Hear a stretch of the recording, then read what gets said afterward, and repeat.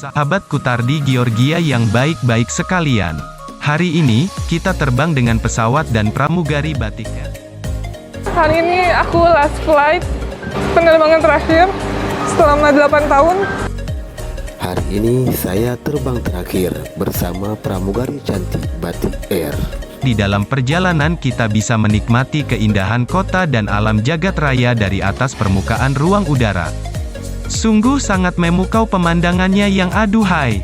Batik Air merupakan anak perusahaan dari Lion Air, didirikan pada tahun 2012. Pada tahun 2013, airlines ini membuka rute perdananya, Jakarta, Manado dan Jakarta, Yogyakarta. Walaupun merupakan anak perusahaan dari Lion Air, tetapi apakah Batik Air memberikan servis yang sama? Pada tanggal 6 April tahun 2021 ini, saya berkesempatan untuk terbang bersama Batik Air dengan rute Kuala Namu, Jakarta. Ini merupakan pengalaman pertama saya terbang bersama Batik Air dan saya tidak tahu what to expect. Saya akan memulai review Batik Air dengan sampai di Airport Soekarno-Hatta Terminal 2 sekitar pukul 6 pagi. Pada hari itu, keadaan Terminal 2 sudah cukup ramai. Saya langsung bergegas untuk mengantri di security line. Begitu selesai dengan security line, saya langsung menuju counter Batik Air. Counter sudah terlihat cukup ramai. Batik Air memiliki check-in system yang cukup jelas. Bagi yang solo traveler ada check-in counternya sendiri dan bagi yang grup traveler ada check-in counternya terpisah. Hal ini mempercepat proses baggage drop, walaupun saya masih menghabiskan waktu yang cukup lama di check-in counter Batik Air. Dan jangan lupa untuk melakukan online check-in, minimal 4 jam sebelum jadwal penerbangan kamu. Untungnya untuk penerbangan domestik tidak perlu melewati imigrasi, jadi setelah selesai dengan seluruh proses check-in, bisa langsung nyantai-nyantai di gate sambil menunggu proses boarding. Jenis pesawat yang saya naiki adalah Airbus 320, hanya terdiri dari kabin ekonomi dengan formasi kursi 3-3 dan kapasitas 168 orang. Pesawatnya terlihat sangat terawat dan bersih. Batik Air A320, kabin ekonomi 3-3 saya duduk di baris 11, 11F lebih tepatnya. Baris 10 dan 11 merupakan barisan yang berada di emergency exit.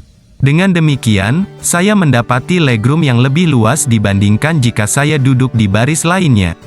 Ini merupakan salah satu kelebihan online check-in, kalian dapat memilih posisi duduk kalian terlebih dahulu.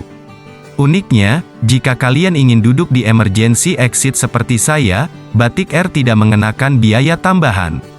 Kursinya juga cukup lebar dan nyaman untuk diduduki selama 2 jam perjalanan. Sepanjang perjalanan, saya ditemani oleh in-flight entertainment. Untuk ukuran penerbangan domestik, in-flight entertainment Batik Air bisa dibilang cukup baik, ukuran monitornya cukup besar dan dilengkapi dengan fitur touchscreen.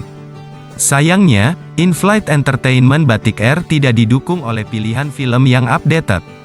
Walaupun pilihan filmnya cukup banyak, tapi banyak didominasi oleh film-film lama.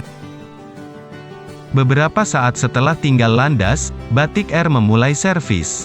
Para pramugari yang bertugas memulai food service, menu pada hari itu adalah antara nasi kuning atau mie goreng.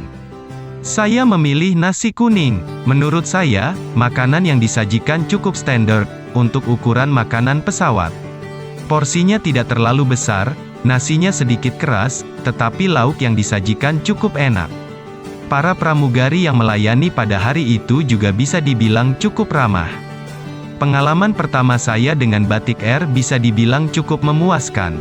Pelayanan yang baik, keadaan pesawat yang terawat dan bersih, in-flight entertainment yang baru dan modern.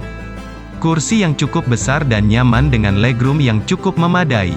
Saya cukup merekomendasikan Batik Air, pelayanannya yang memuaskan, kombinasikan dengan hard product yang baik.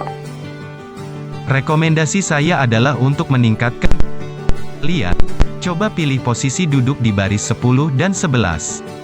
Pasti Anda sangat puas dan sangat menyenangkan. Terima kasih kepada semua sahabat Kutardi.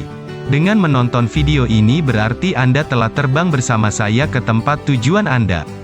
Salam sukses, Kutardi Georgia.